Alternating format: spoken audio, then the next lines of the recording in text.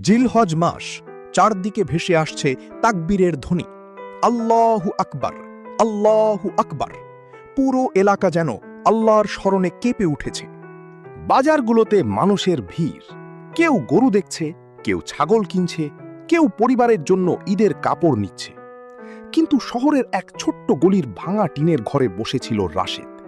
তার চোখে ছিল গভীর চিন্তা। তার সামনে বসেছিল তার ছোট ছেলে ইয়াসিন। ছেলেটা নিষ্পাপ চোখে জিজ্ঞেস করল, আব্বু, আমরা কি এবার কোরবানি দিব না? প্রশ্নটা শুনে রাশেদের বুকটা কেঁপে উঠল। সে ছেলের মুখের দিকে তাকিয়ে জোর করে হাসল, কিন্তু ভেতরে ভেতরে তার হৃদয়টা ভেঙে যাচ্ছিল। কারণ সত্যটা খুব কঠিন ছিল। রাশেদ একসময় ভালো ব্যবসা করত। ছোট্ট একটা কাপড়ের দোকান ছিল তার। সংসারও মোটামুটি ভালোই চলত। প্রতি বছর কোরবানির ঈদে সে গরু কোরবানি দিত, গরিব মানুষদের মাংস বিলিয়ে দিত। তার মা বলতেন, বাবা, কোরবানি শুধু পশু জবাই না, এটা আল্লাহর জন্য নিজের প্রিয় জিনিস ত্যাগ করার শিক্ষা। তখন রাশেদ কথাটা শুধু শুনত, কিন্তু গভীরতা বুঝত না। তারপর হঠাৎ সব বদলে গেল। এক আগুনে তার দোকান পুড়ে ছাই হয়ে যায়। এক রাতেই সে নিঃস্ব হয়ে পড়ে। ধীরে ধীরে ঋণ বাড়তে লাগল। সংসার চালাতেই কষ্ট হচ্ছিল। এই অবস্থায় কুরবানি দেওয়া তার জন্য প্রায় অসম্ভব। রাশেদের স্ত্রী মারিয়া শান্ত কণ্ঠে বলল, চিন্তা করো না, আল্লাহ আমাদের অবস্থা জানেন। রাশেদ দীর্ঘশ্বাস ফেলল। সে জানালার বাইরে তাকিয়ে ভাবছিল, ইয়া আল্লাহ, আমি তো সব সময় কুরবানি দিয়েছি, এবার কি আমি পারবো না? তার সবচেয়ে বেশি কষ্ট হচ্ছিল ছেলের জন্য। কারণ ছোট্ট ইয়াসিন প্রতিদিন পাশের বাসার গরু দেখতে যেত। ফিরে এসে আনন্দ করে বলতো, আব্বু, তাদের গরুটা অনেক বড়। রাশেদ শুধু চুপ করে থাকত। রাতে সবাই ঘুমিয়ে গেলে সে একা বারান্দায় বসে থাকত।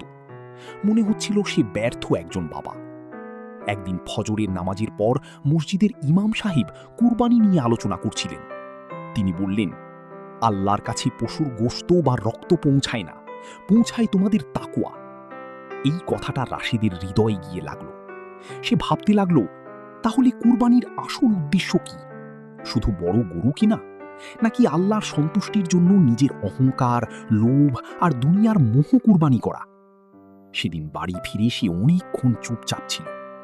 হঠাৎ তার ফোনে একটা কল এলো। তার পুরনো বন্ধু নাইম। নাইম বলল, দোস্ত, শুনলাম তোর অবস্থা খারাপ।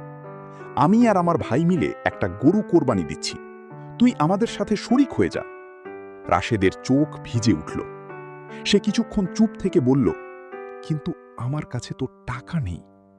নাইম হাসতে হাসতে বলল, সব টাকা এখন দিতে হবে না, যতটুকু পারিস পরে দিস, আল্লাহর জন্য করছি।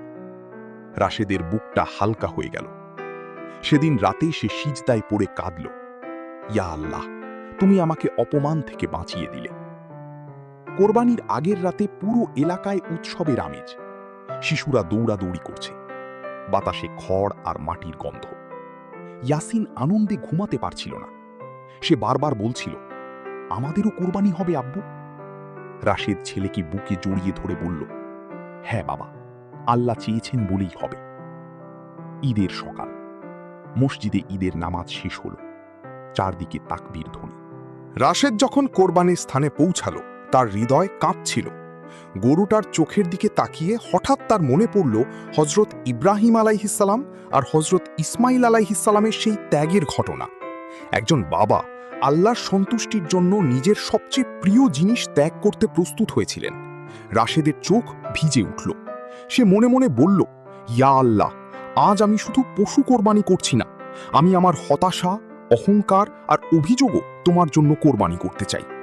আল্লাহু আকবার, আল্লাহু আকবার। তাকবীরের ধ্বনির মাঝে কোরবানি সম্পন্ন হল। গরুর মাংস ভাগ করা হচ্ছিল।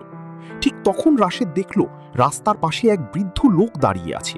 লোকটার কাপড় পুরনো, চোখে ক্ষুধার ছাপ। রাশেদ এগিয়ে গিয়ে নিজের অংশের একটা বড় ভাগ তার হাতে তুলে দিল।